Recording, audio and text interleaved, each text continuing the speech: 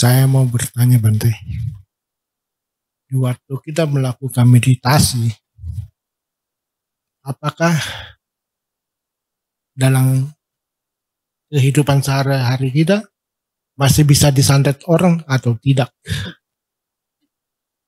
Itu yang pertama. Yang kedua, tujuan dari meditasi, kalau menurut saya, itu yaitu mengajar kita untuk menjadi sabar menuju ke kesadaran. Artinya, segala hal yang kita buat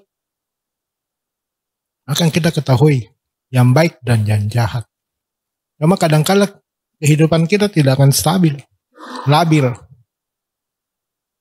Kita sudah tahu dengan kesadaran, tapi masih saja mungkin bisa tergoda yang akan jatuh dalam hal-hal yang tidak diinginkan. Solusinya bagaimana Bante? Terima kasih. Saya belum punya pengalaman disantet ya. Apakah bisa disantet atau tidak ya? Ya kita harus punya prinsip bahwasanya apapun yang baik, yang buruk, itu adalah hasil dari perbuatan kita.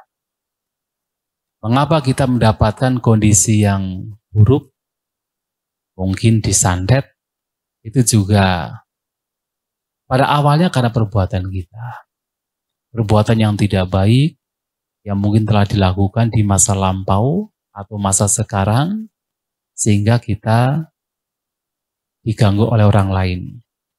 Tapi kalau kemudian kita melakukan kebaikan, kita pun juga tidak akan diganggu yang lain.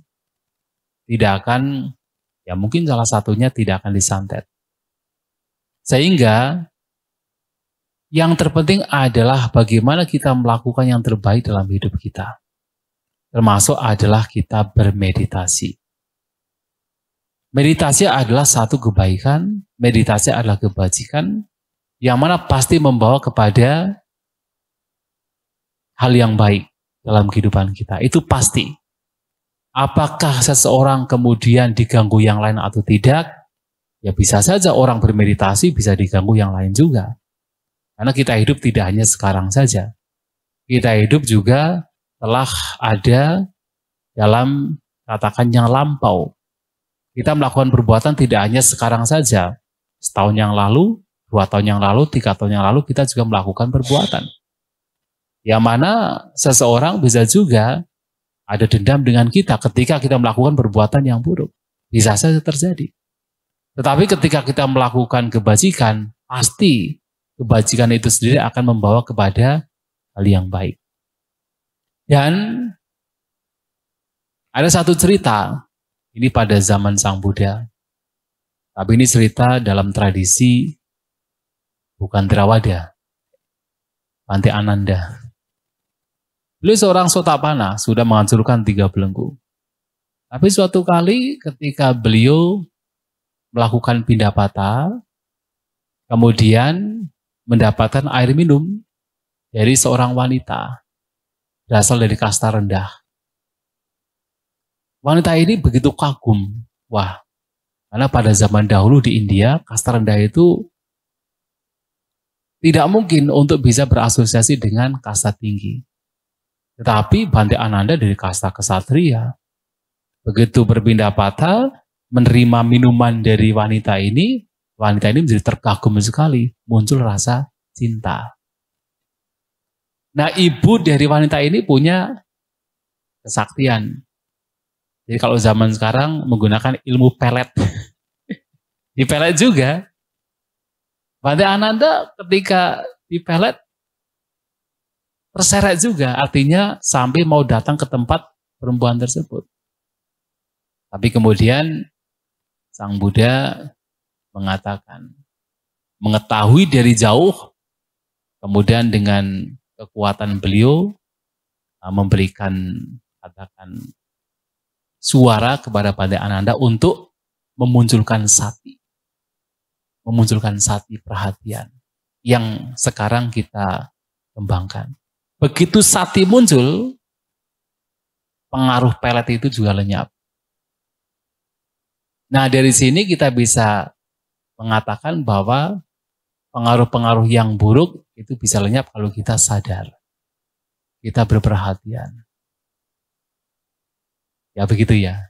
Jadi yang terpenting adalah hidup, berperhatian, mengembangkan batin kita. Dan kalau kita menggunakan istilah bahwa apa yang baik, unsur-unsur yang baik pasti akan bersama, unsur-unsur yang buruk juga akan bersama. Kalau kita mengembangkan unsur-unsur yang baik, pasti yang akan datang pada kita juga yang baik-baik. Sementara unsur yang buruk, itu tidak akan datang pada kita. Begitu ya. Yang kedua, ya memang meditasi itu adalah pengembangan kesadaran.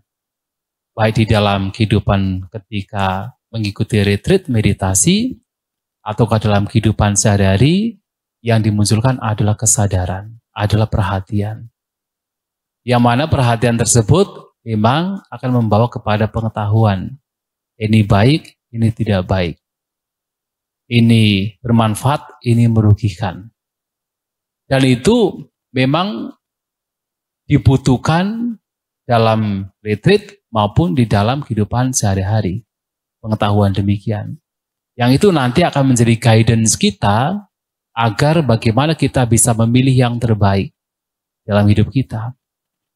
Namun pertanyaannya adalah kenapa walaupun sudah tahu ini baik, ini buruk, masih juga terseret terhadap yang buruk. Masih juga tergoda terhadap yang buruk. Seperti yang tadi malam saya katakan.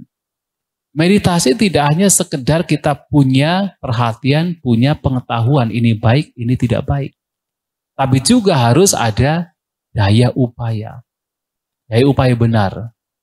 Harus ada kekuatan untuk bagaimana menahan diri untuk tidak melakukan yang buruk. Harus punya kekuatan untuk bagaimana mengembangkan apa yang baik. Dan itulah yang dibutuhkan. Jadi seperti yang tadi malam saya sampaikan, orang tahu merokok itu membawa kepada banyak penyakit. Tapi banyak juga yang masih kecanduan. Ya karena tidak ada usaha. Dia sadar, dia tahu bahwa rokok membawa kepada penyakit. Tapi masih kecanduan karena tidak ada upaya untuk menahan diri. Nah, meditasi juga sama. Tidak hanya kita punya perhatian, kemudian tahu, oh ini adalah tidak baik, ini adalah buruk, ini bermanfaat, ini merugikan. Tapi juga harus ada upaya. Upaya untuk mengembangkan yang baik, dan upaya untuk melenyapkan yang buruk. Nah, kalau tiga hal ini dilakukan, betul-betul dilakukan, sungguh-sungguh dilakukan, ya lama-kelamaan, yang buruk-buruk akan semakin berkurang. Yang baik-baik akan semakin berkembang. Dalam kehidupan sehari-hari, cenderung akan melakukan yang baik-baik. Karena apa? Terbiasa untuk mengembangkan yang baik, mengupayakan yang baik. Dan terbiasa untuk mengendalikan, menahan diri, melenyapkan yang buruk. Nah, upaya ini yang penting. Tidak hanya sekedar perhatian dan pengetahuan tentang baik dan buruk. Tapi upaya untuk melakukan yang baik, melenyapkan yang buruk, itu juga penting. Itu ya. Ya, baik. Saya mau tanya tadi yang soal meditasi sepanjang waktu ya Bante. Jadi mindfulness ya dalam melakukan apapun. Apa itu sama dengan yang dimaksud mobile meditation itu yang banyak dibicarakan? Bagaimana? Mobile meditation. Apa itu sama dengan mobile meditation? Ya, apa itu sama dengan mindfulness dalam melakukan apapun? Bisa dijelaskan apa itu mobile meditation? Nah, itu saya kurang jelaskan, banyak, maksudnya kayak hype gitu ya. Jadi orang suka ngomongin gitu. Yang penting mobile meditation. Beberapa teman bilang, gue nggak perlu ini, nggak perlu meditasi duduk, nggak perlu jalan. Yang penting mobile meditation. Tapi apakah mobile meditation ini bisa dilatih tanpa seseorang rutin melakukan meditasi duduk dan berjalan? Apakah mobile meditation itu bisa dicapai. Jadi kayak mindfulness yang dalam segala aktivitas ya. Apakah itu bisa dicapai tanpa seseorang rutin lebih dulu biasa dalam yang tadi Bante bilang kayak berkesadaran benar ya, apa usaha daya upaya benar. Tanpa ada latihan di situ, apakah mindfulness all the time ini bisa tercapai gitu Bante? Ya, kalau seseorang mengatakan bahwa yang terpenting meditasi itu adalah sadar setiap waktu, tidak perlu jalan, tidak perlu duduk, itu salah paham. Justru jalan dan duduk juga bagian dari meditasi. Kalau kemudian mengatakan tidak perlu jalan, tidak perlu duduk, terus ngapain? Ya kan? Jadi kalau memang betul-betul adalah meditasi, prinsipnya adalah all the time meditasi, duduk dan jalan juga bagian dari meditasi. Bahkan seseorang yang tahu manfaat dari meditasi, duduk meditasi itu sangat penting. Bahkan bisa dibedakan dari meditasi-meditasi lainnya. Karena apa? Karena ketika seseorang duduk meditasi, dia akan menjadi lebih rileks, lebih mudah untuk menggunakan mindfulness. Mengapa? Karena ketika duduk secara fisik, dia sudah tidak melakukan hal-hal lain. Dan kemudian dia tidak menggunakan indera-inderanya, kecuali adalah indera batin dengan terutama kalau objeknya adalah jasmani. Sementara telinga, mata itu sudah tidak digunakan. Jadi dia akan lebih fokus. Maka meditasi duduk itu sangat penting. Dan itu oleh Sang Buddha itu sering dianjurkan, sangat dianjurkan. Anjurannya adalah yang biasanya dalam khutbah-khutbah beliau adalah nisidati palangkang abujitwa ujung kayang panidaya. Satu wa asasati, satu wa pasasati. Itu yang sering kita dengar. Jadi harus duduk bersila, badan tegak. Ya kemudian juga parimukang sating upada betwa, satu wa asasati, satu wa pasasati. Jadi memancangkan perhatian sebagai yang dominan dan memperhatikan nafas. Ketika nafas masuk, nafas keluar. Mengapa ini sering dibicarakan oleh Sang Buddha? Karena memang spesifik sekali. Jadi meditasi duduk itu sangat spesifik. Maka kalau kemudian orang mengatakan yang terpenting adalah meditasi all the time, tetapi menyatakan duduk dan jalan itu tidak penting, tidak dibutuhkan, itu salah paham dengan pemahaman ini. Memang meditasi adalah all the time. Sejak bangun tidur sampai menjelang tidur, itu sangat dibutuhkan untuk memunculkan perhatian menjaga batin. Akan tetapi kemudian meditasi duduk itu salah satu postur meditasi yang sangat dianjurkan karena disitulah betul-betul intensitas dalam meditasi, pengembangan perhatian itu akan lebih muncul di sana. Maka itu sangat dianjurkan. Termasuk meditasi jalan secara spesifik pun juga sangat dianjurkan. Meditasi jalan ada dua. Yang pertama adalah meditasi jalan yang memang dilakukan sembari. Mungkin seseorang ya datang dari kantor ke rumah atau ke rumah ke kantor, daripada alih-alih jalan dengan pikiran yang dibiarkan mengembara, nah sembari demikian memperhatikan langkah kakinya, hidup berperhatian. Itu yang dalam aktivitas sehari-hari. Tapi kemudian juga meditasi jalan yang spesifik, seperti yang betul-betul meluangkan waktunya untuk mempersiapkan diri dalam meditasi jalan, mempersiapkan tempat yang spesifik, itu adalah juga penting sekali. Karena pada waktu itu memang karena sudah spesifik dilakukan, maka biasanya melakukannya di saat-saat tidak ada kesibukan. Nah itu penting sekali, karena disitulah batin menjadi mudah untuk memunculkan perhatian secara lebih intens. Ketimbang kalau hanya sekedar, pokoknya sadar. Tapi kalau tidak ada waktu-waktu tertentu yang spesifik dilakukan, perkembangannya juga tidak akan signifikan. Maka demikiannya. Jadi kita harus seimbang juga. Ya kalau mengatakan yang penting sadar tapi kemudian melupakan meditasi, duduk dan jalan, itu juga ekstrim.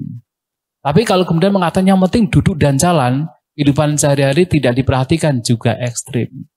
Maka sekali lagi, meditasi itu adalah membawa kondisi yang seimbang. Aktivitas sehari-hari itu penting, tapi kemudian secara spesifik menggunakan waktunya untuk betul-betul memperhatikan objek meditasi itu juga sangat penting. Maka keduanya harus dimunculkan di sana. Nah kalau demikian ya itu baik dalam bermeditasi. Begitu ya. Ya satu lagi Bang, yang ini agak teknis ya. Kalau misalnya situasi sedang gaduh, misalnya tetangga lagi dangdutan atau lagi ada hajatan ya, jadi kan gaduh banget.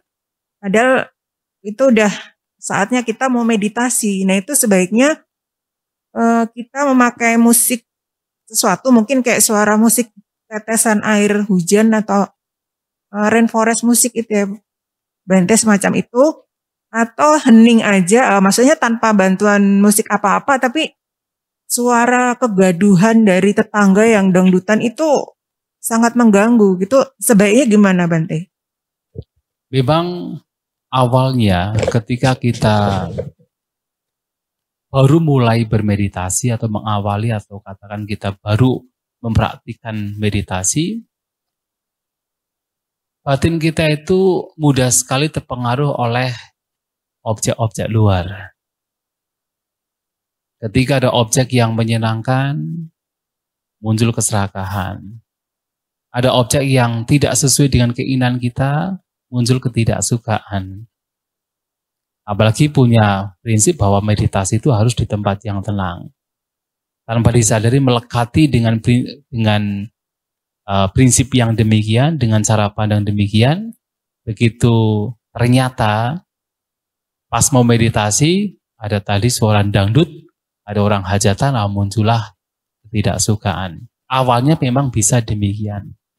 Tapi nanti lama-kelamaan, ketika seseorang mulai paham, dan apalagi kokoh dalam batinnya, bahwasanya yang menjadi masalah itu bukan masalah objek luar, tetapi bagaimana batin kita bisa merespon secara bijak, pada akhirnya, yang ketika ada objek luar yang katakan tadi adalah gaduh, ada hajatan, ada dangdutan, dan muncul ketidaksukaan di sana, yang dikelola adalah batinnya sendiri, ketidaksukaannya sendiri. Bagaimana di tengah-tengah objek yang begitu kompleks, termasuk ada suara-suara yang begitu bising, tetapi batin tetap tenang seimbang.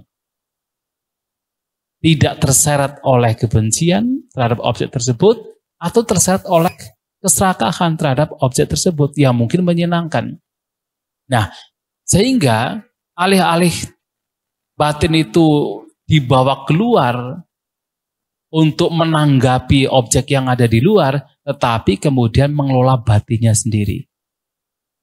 Mengelola batinnya untuk bagaimana ketidaksukaan, kebencian itu lenyap.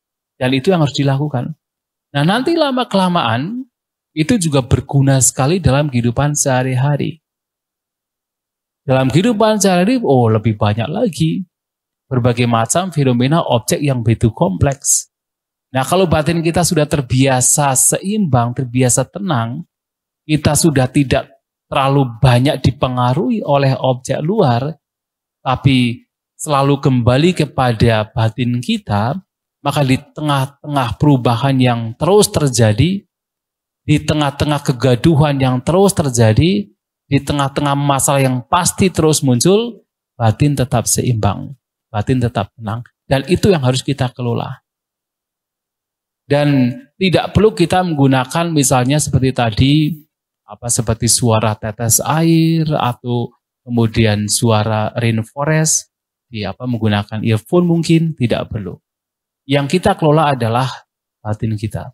Justru ketika itu terjadi itu kesempatan juga. Kesempatan sejauh mana kita mengetahui, sejauh mana batin kita tetap seimbang, batin kita tetap tenang di tengah-tengah kegaduhan tersebut. Tetapi bukan berarti kita menantang. Artinya apa? Tahu bahwa itu adalah sebagai tantangan, kemudian kita mencari kegaduhan. Ya nggak begitu juga gitu kan. Ketika kita harus memilih dan ada tempat yang tenang itu yang harus kita pilih. Tapi kalau kemudian tempatnya ternyata tidak tenang, ya mau bagaimana? Alih-alih kita itu berpikir tentang objek yang di luar, kita membawa batin kita. Bagaimana kita mengelola batin kita untuk merespon dengan bijak. Itu juga tantangan yang justru membawa hal yang baik kalau kita mampu untuk bersikap tenang. Itulah meditasi. Jadi jangan selalu berpikir bahwa ketenangan muncul dari suasana yang tenang. Tapi ketenangan muncul dari bagaimana batin kita bisa merespon objek yang ada di luar. Atau merespon objek-objek indera kita. Walaupun kemudian suasana tenang, tapi kalau batin kita itu gelisah, nggak bisa tenang juga. Batin kita tidak bijak, nggak bisa tenang juga. Walaupun objeknya itu sepertinya ya gaduh, bising, dengan objek yang terus mengalami perubahan yang tidak tentu, tetapi kalau batin kita mampu merespon dengan bijak, ketenangan masih akan ada di sana. Begitu ya? Iya Bante. Ya, makasih. Jadi saya nangkepnya memang meditasi itu perlu banget dilatih rutin ya Bante, supaya kekuatan untuk keseimbangan tadi, mencapai keseimbangan antara semangat dan rileks, dan juga untuk ketenangan di dalam segala waktu itu hanya bisa dicapai dengan rutinitas meditasi. Iya, sangat benar. Terima kasih Bante. Baik. Kalau untuk meditasi duduk atau meditasi jalan yang mungkin nanti setelah pulang pun juga baik dipraktikkan, biasanya kalau saya pribadi akan mengawali dengan yang terpenting rileks dulu. Yang terpenting rileks. Seperti kenapa kemarin juga diawali dengan rileks, membuat jasmani rileks terlebih dahulu. Karena apa? Sebenarnya meditasi juga cara memberikan istirahat kepada batin dan juga jasmani. Ketika jasmani beristirahat, batin juga cenderung ikut beristirahat. Ketika batin betul-betul beristirahat, maka jasmani juga beristirahat. Maka kita bisa memicunya dengan apa? Rileks. Membuat jasmani rileks terlebih dahulu. Tentu antar satu orang dengan lainnya untuk membuat jasmani rileks bisa berbeda-beda. Ada beberapa orang yang sebenarnya bisa cepat sekali. Begitu duduk, langsung bisa rileks. Kenapa? Karena sudah terbiasa. Tidak perlu dipandu dari kepala, kemudian ke leher, ke punggung dan sebagainya, sampai ke kaki. Bahkan ketika sekedar menyadari jasmani, sudah bisa rileks. Nah, itu yang pertama yang harus dilakukan, artinya rileks terlebih dahulu. Melepas. Karena di dalam rileks, di situ ada pelepasan. Ada ketidakkemelekatan. Dan itu penting sekali. Dan hanya dengan kita rileks, maka batin menjadi tenang dan akan mudah untuk memperhatikan objek meditasi. Dan itu dilakukan tidak hanya pada saat meditasi jalan. Meditasi duduk maksudnya. Meditasi jalan juga sama. Meditasi jalan juga harus diawali dengan rileks. Bahwasanya ketika sebelum meditasi harus betul-betul meyakinkan bahwa seluruh jasmani itu rileks, melepas. Dan tidak hanya pada saat awal bermeditasi. Sepanjang meditasi pun juga harus rileks. Jadi ketika meditasi duduk, diawali dengan rileks, kemudian memperhatikan objek, dan ketika nanti ketegangan sudah muncul, rileks terlebih dahulu. Itu penting. Dan bahkan pada saat meditasi jalan juga apa? Sepanjang meditasi jalan pun juga harus rileks. Kadang-kadang berjalan terburu-buru, tegang. Tapi ada pula berjalan lebih lambat juga tegang juga. Maka lebih baik berjalan normal, rileks juga. Yang terpenting adalah rileks.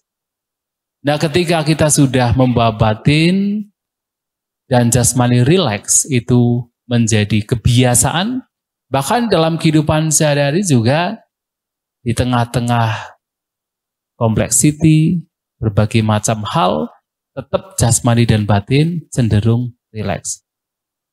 Dan tentunya adalah juga hidup berperhatian ini yang harus dimunculkan. Hidup berkesadaran. Kalau seseorang sadar dengan dirinya dalam setiap momennya, maka dia akan cenderung rileks. Terutama karena pemahaman-pemahaman yang baik yang juga diperoleh. Yang seperti tadi malam salah satunya adalah memahami ketidakkekalan.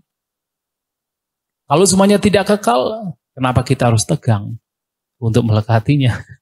Sehingga apa? Sudahlah, lakukan apa saja yang terbaik tetapi dengan batin jasmani yang rileks. Tidak usah tegang. Dan itu juga menjadi prinsip dalam meditasi. Dan bahkan kembali kemudian sampai pada akhirnya pada titik di mana kita dilatih untuk apa? Melihat sekedar melihat. Mendengar sekedar mendengar. Itu semua adalah apa? Jasmani batin yang juga rileks. Karena di situ tidak ada kelekatan. Di situ ada hanya pelepasan.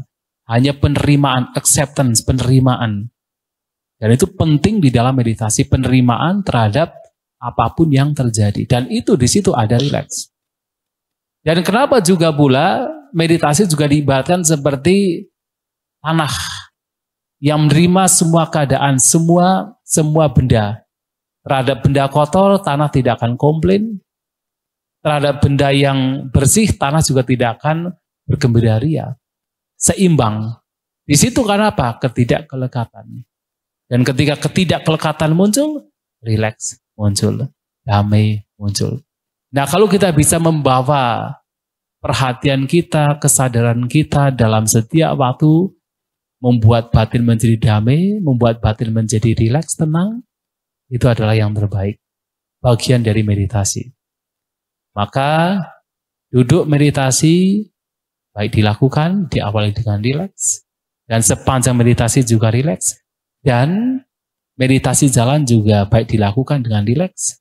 Sepanjang meditasi juga dilakukan dengan rileks. Berapa lama masing-masing orang punya waktunya sendiri-sendiri. Dengan kesibukan yang berbeda-beda, kita tidak bisa memaksakan. Harus lama atau sebentar. Tapi kalau ada waktu yang banyak, ya meditasi yang lebih lama, meditasi duduk atau jalan lebih lama itu lebih baik. Mungkin hari Sabtu, hari Minggu. Nah, dalam kehidupan sehari-hari, paling tidak ya pagi sama malam itu bisa dilakukan. Atau misalnya habis makan siang, masih ada waktu, bisa digunakan untuk meditasi jalan. Itu baik sekali. Ya, selalu menggunakan kesempatan yang luang untuk lebih intensif memperhatikan batin dan jasmani. Dengan apa? Dengan rileks tetapi penuh perhatian, penuh kesadaran. Begitu ya. Ya.